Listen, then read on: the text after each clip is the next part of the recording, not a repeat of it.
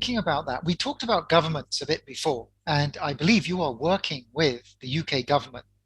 So can you talk about what you're doing with them and how do you see them like rising to the challenge of people going to be living longer? We are currently collaborating and cooperating with approximately 10 governments, and the quantity is increasing quite quickly, especially COVID pandemics, and some lessons which governments actually learned after pandemics.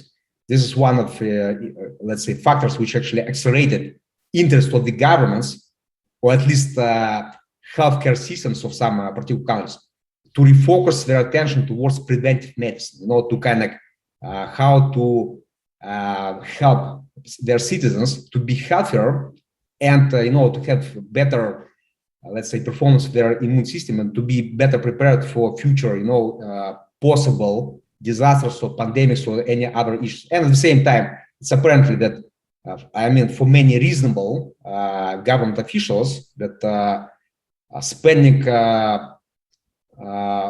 some budget on preventive medicine in terms of optimization of budget expenditures is very much efficient. And this is, by the way, what is also interesting, this is easily understandable by governments which are actually having real deficit in their budget. So it's like developing countries. So for them, they cannot afford for their countries to, implement really like good healthcare system, like very expensive, as it is common in, let's say, developed economies. For them, the only one way is reprioritize their focus towards early stage diagnostic, detection, monitoring, and prevention, which is doable, and this not requires that significant budget compared with, let's say, more enhanced healthcare with the focus on late stages of disease. Now, some of the I would say the best results what we see, and especially what we are forecasting for the next several years, that governments led by technocrats, people who are not about politics but about execution and management. So it's like government managers rather than representative of any political parties or whatever. So those countries most likely will be the leaders, on the frontier, on the front of implementation of modern approaches, prioritization of preventive medicine, some kind of initiatives like national industrial strategies of health longevity. I would say, that among such countries as Switzerland, Israel, Singapore, Hong Kong, that might be, among a little bit more focused on the technocratic approaches towards like real innovations in healthcare. And also we do see that some interest on that matter among a number of countries from Gulf region. So small countries, but quite wealthy, and they let's say they can afford, their budget can afford to implement some actual innovations. Do you see that the governments are also thinking about the social implications of having everyone live longer? Because I can see that there's going to be, it will cause a lot of changes in the way society works and in a lot of the industries. Well, of course, we do see that there's a lot of attention to this topic.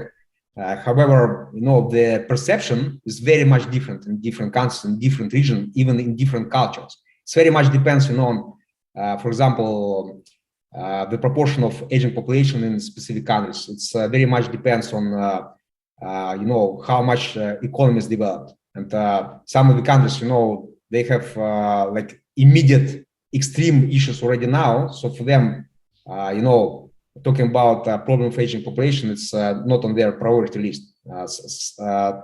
Some of the countries, it's their major issue for several decades, such as Japan. So for them, it's unthinkable not to take in account this issue. So for them, problem of aging population is one of the major. Now, on national scale and government scale. On the other hand, I think that more and more if not government, but at least some kind of government officials are now understanding that there's not only if the country is having significant proportion of aging population, like many people who already old on retirement, but it was previously common, to consider that this is problem, that aging is problem. But now many progressive, let's say, leaders in some particular countries, they are also considering that this might be opportunity of longevity economy, opportunity of silver economy, because especially now, with more and more development of different digital technologies, people, even old, even when they are going formally to retirement, they can proceed to work.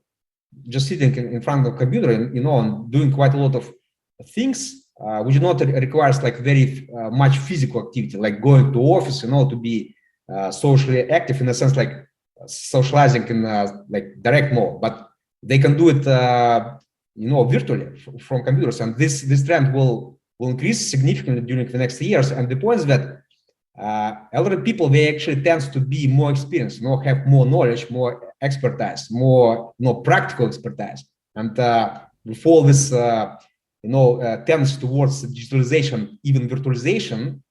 For example, Facebook recently renamed themselves into Meta, in the sense that they will pursue, to transform themselves, the company, into kind of virtual world company.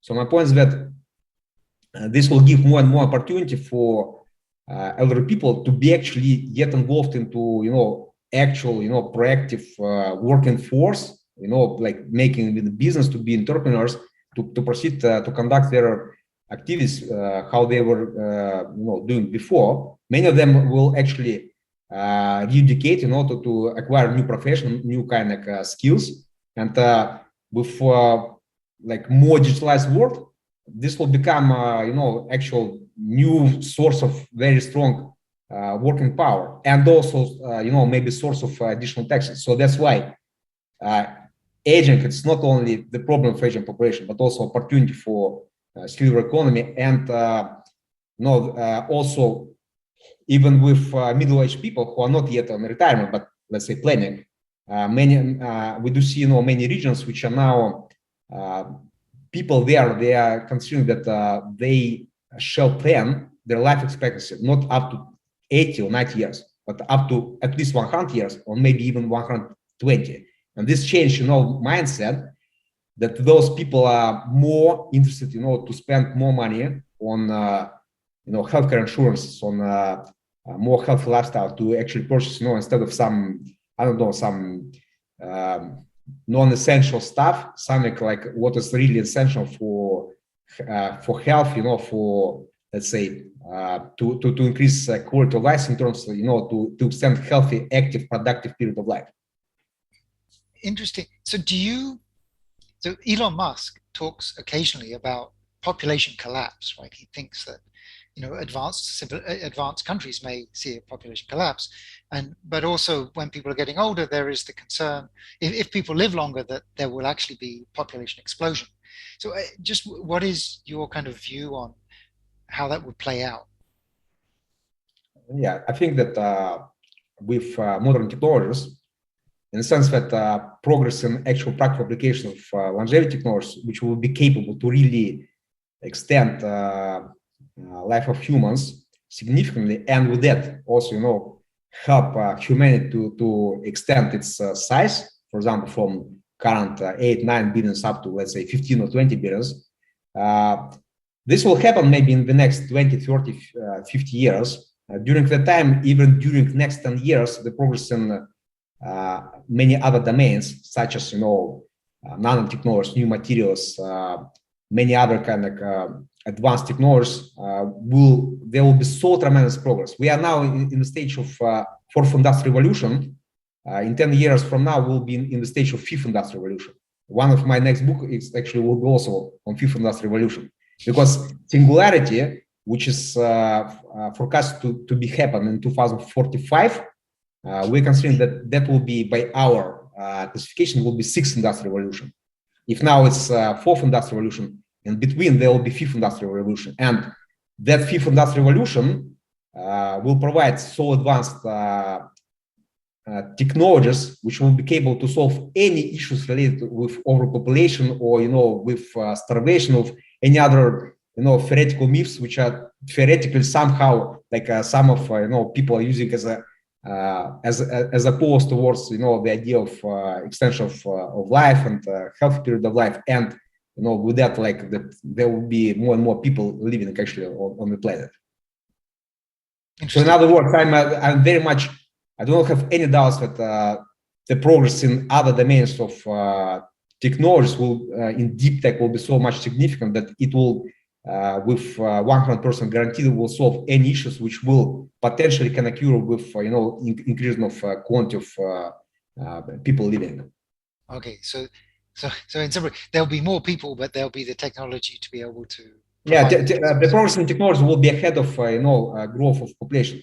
Plus to that, just the points that I think the more people will be, there will be more and more scientists, there will be more and more entrepreneurs, and there will be more and more higher pace of progress, including that we will explore deep space. The settlements on Moon and Mars will be also happen faster.